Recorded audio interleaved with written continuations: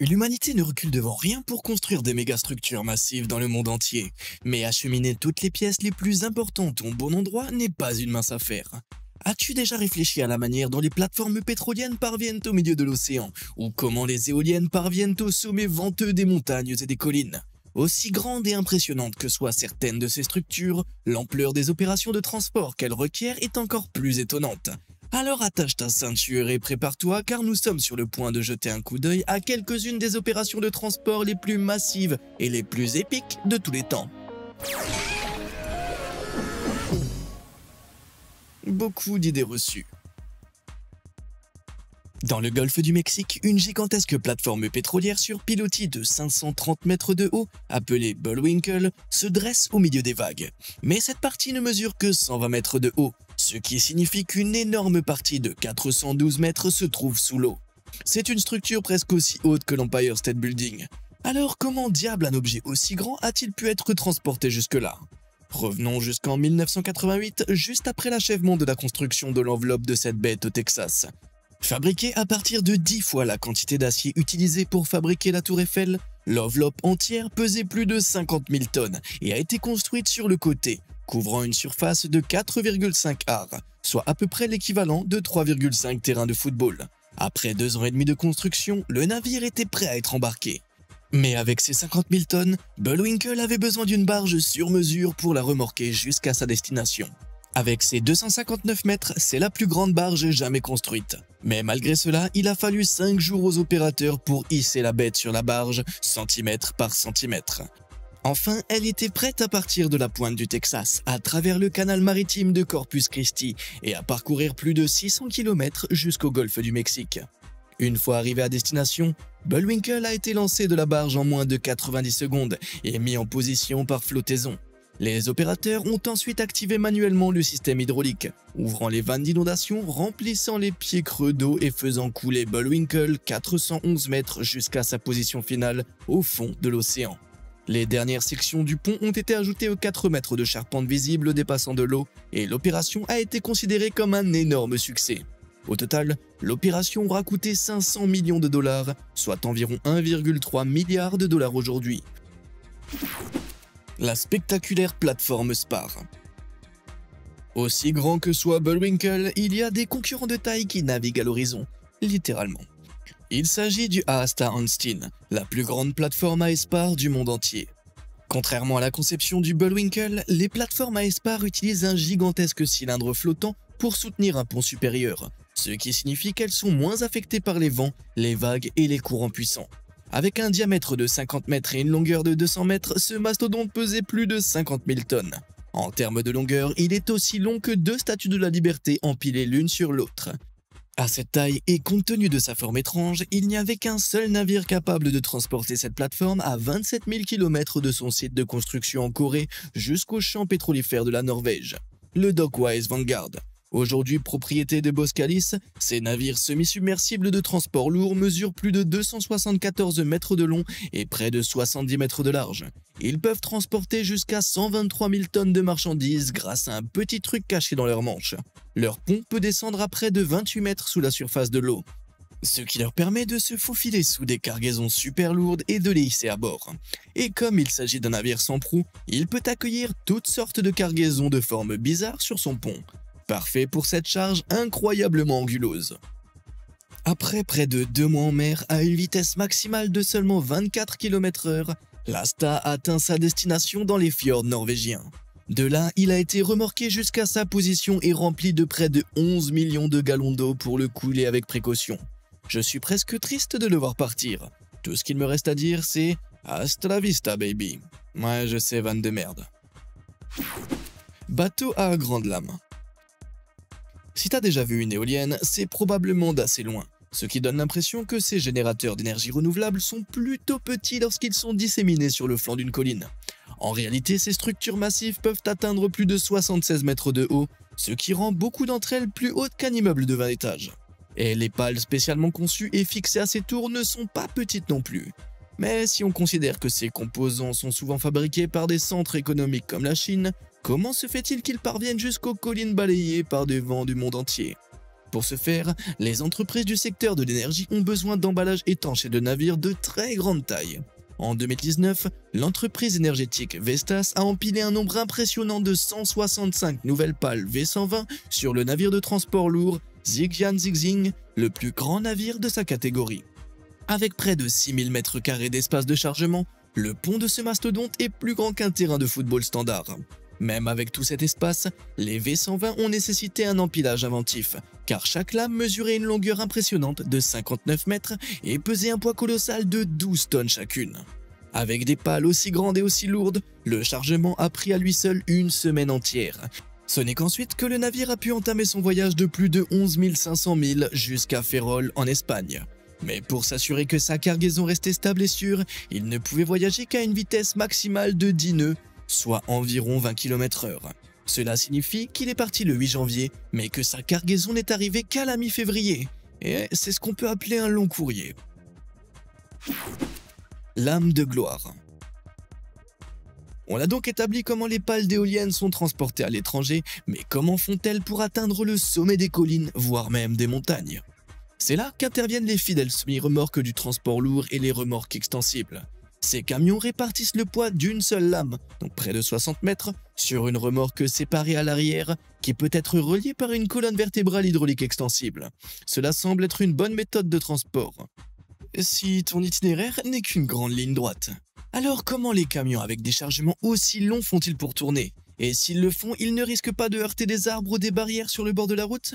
Ne t'inquiète pas, tout a été pensé. Ces itinéraires nécessitent une planification poussée, les arbres, les barrières et même les lampadaires étant enlevés dans certains virages avant que le transport de la lame n'ait lieu. En outre, la remorque à l'arrière est auto-guidée, ce qui signifie qu'elle suit la trajectoire du camion sans qu'il soit nécessaire de la piloter manuellement. Sans les essieux supplémentaires au milieu, cela permet au camion transportant les lames de prendre des virages aussi serrés que 90 degrés, sans craindre que l'arrière ne sorte de la route et ne tombe dans un fossé. De plus, le col hydraulique de la plupart de ces machines peut être soulevé si le camion rencontre des objets inamovibles au milieu de la voie. Mais que se passe-t-il si la destination finale est encore plus difficile à atteindre, comme des routes escarpées, des falaises et des virages en épingle à cheveux? C'est là que les remorques d'adaptation des pales d'éoliennes comme celle-ci entrent en jeu. Les remorques contiennent un système de levage hydraulique qui peut faire pivoter l'ensemble des pales jusqu'à 360 degrés en cours de route afin d'ajuster le centre de gravité et la zone de balayage. Cela signifie que la position de la lame peut être adaptée à l'itinéraire, ce qui réduit l'espace dont les camions ont besoin pour tourner et permet de franchir des obstacles élevés tels que des arbres ou des maisons. Cette conception peut sembler moins sûre que les remorques extensibles, mais ces lames pèsent chacune 88 tonnes et mesurent 54 mètres de long. Si cela ne t'a pas convaincu, certains modèles de remorques adaptables ont été modifiés pour transporter des lames de 70 mètres de long et peuvent toujours conquérir les pentes abruptes et les virages serrés des étonnantes montagnes chinoises. Ce projet, qui s'est déroulé sur Yijin City, dans la province de Shaanxi, a vu chacune de ces lames de 20 tonnes transportées sur 4 km de virages en épingle à cheveux et de pentes abruptes, avant d'atteindre leur destination d'environ 3 heures plus tard. Ils ont vraiment fait passer cette opération pour un jeu d'enfant. Tu sais ce qui est aussi un jeu d'enfant? C'est d'appuyer sur les boutons j'aime et s'abonner ci-dessous. Ainsi, tu n'auras pas à faire de gros efforts pour trouver d'autres contenus aussi intéressants que celui-ci. C'est fait? Super. Maintenant, quel est le prochain méga projet? La remorque à assistance électrique terrifiante. En 2016, l'entreprise de transport et de levage de charges lourdes Mammoet a dévoilé un tout nouveau système de transport lourd qui allait changer la face du transport, le Trailer Power Assist. Leurs incroyables simulations ont démontré comment ces énormes unités de puissance hydraulique et les remorques modifiées remettraient en question les opérations de transport conventionnelles. Au lieu d'utiliser plusieurs semi-remorques pour transporter des charges particulièrement lourdes, Mammoet a proposé d'installer des unités Powerpack sur des remorques adaptées qui alimenteraient hydrauliquement 4 des 6 lignes d'essieu. Une fois en marche, chaque moteur générait une puissance impressionnante de 1000 chevaux et une force de traction de plus de 40 tonnes. Cette puissance de déplacement éliminerait le besoin de plusieurs camions, tout en étant capable de conquérir des pentes difficiles avec une lourde charge à remorquer. De plus, comme les blocs d'alimentation peuvent être attachés à des remorques séparées, les charges plus longues peuvent être supportées par 2 remorques distinctes et être manœuvrées dans des virages serrés. Ça semble assez incroyable, mais ont-ils été en mesure de fournir une technologie aussi incroyable? Eh bien, conçus pour résister à des climats extrêmes, les systèmes d'assistance de remorque peuvent fonctionner à des températures comprises entre -40 °C et 50 degrés, et sont aujourd'hui utilisés dans le monde entier. Quelle aventure! Incroyable tambour de Coca-Cola. Est-ce que t'as déjà entendu parler d'une citerne de coke? Non, c'est pas là que le Coca prépare ses célèbres boissons pétillantes. Les fûts de coca sont des gigantesques récipients qui utilisent la chaleur et la pression pour raffiner des hydrocarbures complexes et produits plus légers et plus utiles, tels que l'essence. Ils sont utilisés dans les raffineries de pétrole du monde entier et comme tu peux l'imaginer, les déplacer n'est pas une mince affaire. En 2006, 4 fûts de coke pesant chacun 455 tonnes ont dû être déplacés à travers le Canada, en utilisant uniquement des roues adaptées d'Edmonton à l'Alberta. Comme si le fait de parcourir 772 km avec une cargaison aussi lourde n'était pas déjà suffisant, leur fenêtre de transport se situait également en hiver, ce qui signifie qu'ils devaient faire face à des températures aussi basses allant jusqu'à -30 °C. Ils ont donc dû faire face à des routes gelées et à du verglas. Mais ce n'était pas un problème pour les gars des Mammoth Heavy Lifting. Les fûts ont été transportés par paire à bord d'un système de transport de plus de 106 mètres de long, 10 mètres de large et 12 mètres de haut. Une grande partie du travail a donc consisté à repérer et à préparer la route avec plusieurs entreprises de services publics qui ont soulevé des lignes électriques, tourné des feux de circulation et contrôlé le trafic. Voyageant à moins de 32 km/h, les 2 camions ont parcouru la route en 2 jours d'intervalle pour limiter l'impact sur le trafic routier. C'était un processus éreintant. Un simple aller prenait 5 jours avant que le convoi ne revienne pour un deuxième jeu de fûts. Voilà un sacré voyage aller-retour. Méga aimant. De nos jours, les scientifiques utilisent certains des équipements les plus avancés et les plus grands pour nous aider à comprendre le monde dans lequel nous vivons, comme le Muon-G 2. Cette expérience de physique des particules menée dans l'Illinois manipule les forces magnétiques pour découvrir l'existence de toutes nouvelles particules, mais il ne s'amuse pas avec des aimants ordinaires. Le Muon-G 2 utilise ce colossal électroaimant de 50 tonnes d'un diamètre énorme de 15 mètres. Aussi énorme qu'il puisse paraître, son déménagement en 2013 s'est accompagné d'un problème encore plus important. Il avait été fabriqué et installé au laboratoire national de Brookhaven à New York, mais les recherches se poursuivaient dans l'Illinois. Et comme l'aimant massif a été fabriqué d'une seule pièce pour lui donner un champ magnétique exceptionnellement symétrique, il ne pouvait pas être démonté pour le transport. Heureusement, il n'était destiné qu'à Brookhaven, à seulement 1433 km de distance. Mais dans la grande quête de la science, il n'y avait pas beaucoup de chemin à parcourir, n'est-ce pas? En fait, ils ont décidé de ne pas avoir à vérifier et débarrasser près de 1450 km de routes d'obstacles tels que des arbres et des lampadaires. Et ils ont donc décidé qu'il serait plus facile de faire la plus grande partie du voyage par barge. Cependant, pour l'acheminer jusqu'au port et en revenir, il a fallu des chevaux vapeur aux 2 extrémités. À l'aide d'un camion à plateau spécialement adapté et d'un appareil métallique de 45 tonnes maintenant l'électroaimant aussi plat que possible, l'aimant a été soigneusement soulevé et le voyage a pu commencer. Il a fallu plusieurs jours au lent convoi qui n'avançait qu'à quelques kilomètres/heure pour atteindre le Marina Port sur Long Island. Mais après avoir parcouru 5149 km autour de la côte américaine, remonté le fleuve Illinois, franchi des écluses et des barrages, puis une nouvelle fois sur la route, la mission était accomplie. Et ça n'avait pris que 35 jours. Même si ça a pris beaucoup de temps, il faut admettre que cette opération de livraison d'un méga aimant avait l'air plutôt attrayante. La bête du Nevada. 2020 a été une année très lourde pour beaucoup de gens, avec la pandémie mondiale et tout ce qui a suivi. Au Nevada, l'année a été encore plus lourde, mais pour des raisons beaucoup plus cool. Le 29 juin, ce mastodonte de 770 tonnes a été remorqué sur l'autoroute du désert du Nevada. Est-ce que tu peux deviner ce que c'est? Un moteur à réaction géant? Peut-être la plus grosse boîte de Pringles jamais fabriquée?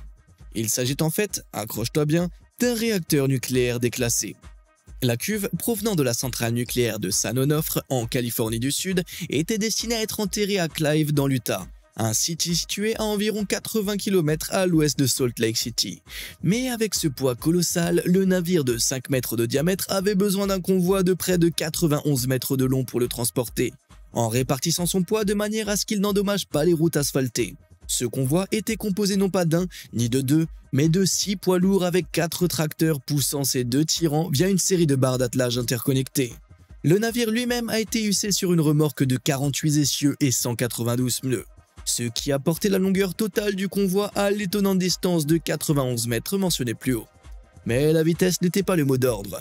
Bien que tous ces camions développant plus de 4000 chevaux, le convoi ne pouvait se déplacer qu'à une vitesse maximale de 16 km/h afin de protéger à la fois la cargaison et les routes. Pourquoi n'a-t-il pas été transporté par train?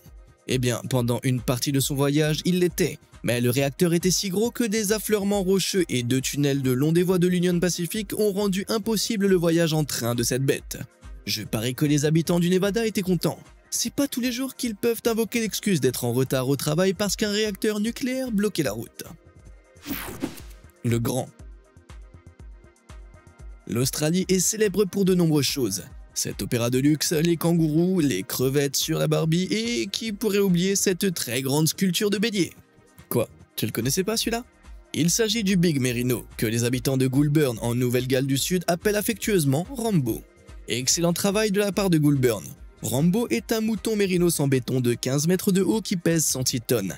Il a été construit en 1985 comme monument à l'industrie lainière du district. À l'aide d'un cadre en acier et d'un treillis métallique, il a été pulvérisé et détaillé avec du béton armé. Cependant, en 2007, les plans pour le contournement de Goulburn signifiaient que Rambo devait être déplacé vers des pâturages plus verts, environ 800 mètres en contrebas pour être exact. Mais même si Rambo n'allait pas bien loin, le déplacer n'a pas été une tâche facile. Tout d'abord, l'enveloppe de béton entourant les pattes en acier de Rambo a été enlevée et coupée, ce qui a permis de placer un cadre en acier spécialement conçu en dessous de lui. Ça a créé suffisamment d'espace pour qu'une remorque de transport de 93 tonnes et le tracteur puissent être inversés en dessous. Ensuite, ces jambes ont été soudées au plateau de la remorque et enfin, après 2 jours et demi de préparatifs, Rambo était en mouvement. Même avec plus de 96 roues et 620 chevaux, ce camion devait avancer à une vitesse d'escargot pour s'assurer que le grand bélier ne bascule pas. Heureusement, Rambo a atteint le nouveau site sans problème, et une fois ses pattes renforcées et encastrées dans le béton, il était prêt à être remis à neuf et transformé en boutique de souvenirs et en salle d'exposition. Ce move était tellement épique qu'il n'avait rien à envier à Sylvester Stallone. Un énorme. Le moteur d'une voiture moyenne produit environ 190 chevaux vapeur et celui d'un char d'assaut standard produit environ 1500 chevaux vapeur. La différence entre les deux est considérable. Alors quand je te dis qu'il existe un moteur qui produit près de 109 000 chevaux, est-ce que tu peux imaginer à quel point il est gros? Eh bien, essaye ceci pour voir. Il s'agit du Wärtsilä RT Flex 96C, un moteur diesel qui, dans sa version la plus puissante, pèse 2300 tonnes, atteint 27 mètres de long et 13 mètres de haut, soit la même hauteur qu'un immeuble de 4 étages. Chacun de ces énormes 14 cylindres engloutit 6,5 onces de diesel par cycle, ce qui produit 5700 kW d'énergie. Pour ceux d'entre nous qui n'ont aucune idée de ce que cela signifie, un cycle de ce moteur pourrait produire toute l'électricité d'un foyer américain moyen pendant environ la moitié d'une année. Mais ce moteur n'a pas été conçu pour alimenter des maisons. Il a été conçu pour alimenter de grands porte-conteneurs qui fonctionnent au fioul lourd et en consomment jusqu'à 250 tonnes par jour. Mais comment sont-elles transportées du chantier au navire? Eh bien, la réponse se trouve souvent dans un engin beaucoup moins puissant, généralement un tracteur remorque comme celui-ci. Il s'agit d'une version beaucoup plus petite du RT Flex 96C et il ne contient que 6 cylindres, mais il pèse tout de même environ 1000 tonnes et nécessite un système de transport modulaire à 28 essieux pour déplacer d'un point A à un point B. Les versions à 8 cylindres, légèrement plus grandes, sont transportées de la même manière. En revanche, les moteurs de 12 à 14 cylindres sont transportés et installés dans des segments séparés en raison de leur poids élevé. La taille et l'échelle de cet engin mettent vraiment l'accent sur l'évolution dans la révolution. La catastrophe du MV Seawall.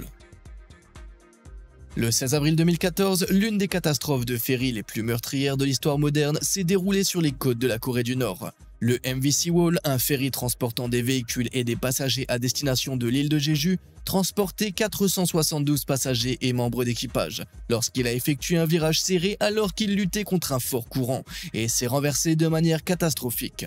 Il n'y a eu que 172 survivants et, fait horrible, sur tous les passagers, 250 étaient des écoliers. Une enquête a ensuite révélé que le navire avait été illégalement surchargé, la quantité de marchandises à bord étant 2 fois supérieure à la limite légale et que la plupart d'entre eux n'avaient pas été correctement arrimés.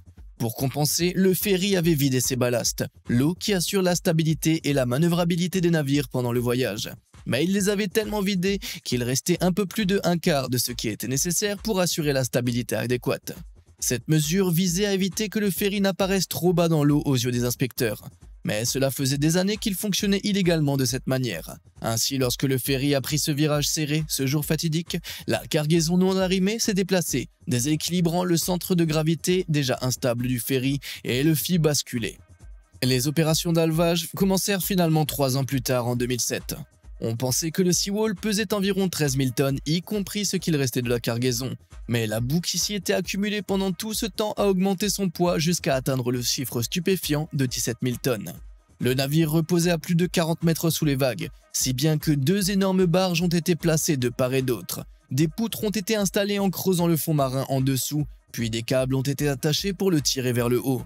Une fois les 2/3 de l'épave exposés, un navire semi-submersible a été positionné en dessous pour le sortir de l'eau et le transporter jusqu'au port de Mokpo. Là, une série de transporteurs modulaires automoteurs attendaient le transporter l'épave plus loin à l'intérieur des terres. Et c'est un transporteur de ligne à 24 essieux composé de 96 roues au total. Plus imposant, n'est-ce pas? L'épave du Seawall a nécessité un transporteur de 600 essieux.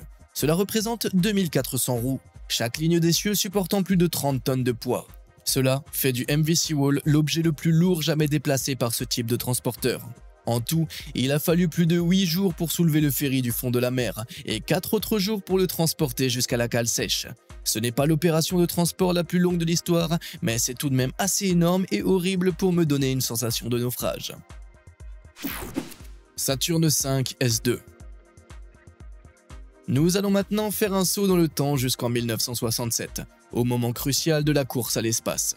L'Amérique finançait et testait frénétiquement toutes sortes de projets spatiaux, dont le Saturn V. Il s'agissait d'une fusée américaine à 3 étages utilisée par la NASA pour soutenir le programme Apollo. La fenêtre de lancement proposée pour la Saturn V étant très serrée, des dizaines de milliers d'entrepreneurs ont dû fournir les pièces. Celles-ci étaient toutes expédiées vers les principaux centres des États-Unis pour y être inspectées avant d'être transportées à Cap Kennedy pour l'assemblage des lancements d'essai. Au total, la Saturn V a nécessité 56 wagons-citernes pour l'approvisionnement en pièces spécifiques. Des composants ont passé 70 jours à voyager par la mer et ont volé dans beaucoup d'autres. Cependant, le deuxième étage de la Saturn V S2 a nécessité le transport d'un objet très inhabituel, le Common Bulkhead Test Tank ou CBTT, d'un diamètre de 3,50 m et d'une longueur de 4,50 m. C'est la plus grande des cloisons testées jusqu'à présent, ce qui a rendu son transport difficile. Une fois achevée dans les installations du Seal Beach, elle devait être transférée au Santa Susana Field Laboratory. Normalement, ce trajet prendrait moins de 2 heures en voiture, mais le transporteur de 36 mètres de long construit sur mesure et sa cargaison, aussi large qu'un immeuble de 3 étages, auraient eu du mal à éviter les câbles électriques aériens, les lampadaires et à naviguer dans les sections les plus escarpées de l'itinéraire. Le CBTT a donc été transporté sur 2,4 km jusqu'en pleine mer à une vitesse inférieure à 15 km/h. De là, il a été hissé sur une barge pour parcourir encore 97 km en mer. Puis un dernier trajet de 80 km à travers les routes du comté de Ventura et les autoroutes californiennes jusqu'au laboratoire. En tout, l'entreprise de transport du S2 a duré 3 jours. Je suppose que c'est un petit trajet pour l'homme, mais un très grand voyage pour l'humanité. Est-ce que tu as déjà participé à une opération de transport de grande envergure? Peut-être que tu as aidé à transporter des marchandises lourdes, peut-être même que tu étais le conducteur du poids lourd, ou peut-être que tu as juste ramené ta belle-mère à l'aéroport. Quoi qu'il en soit, dis-le moi dans les commentaires ci-dessous. Comme d'habitude et jusqu'à la prochaine fois, merci de nous avoir suivis.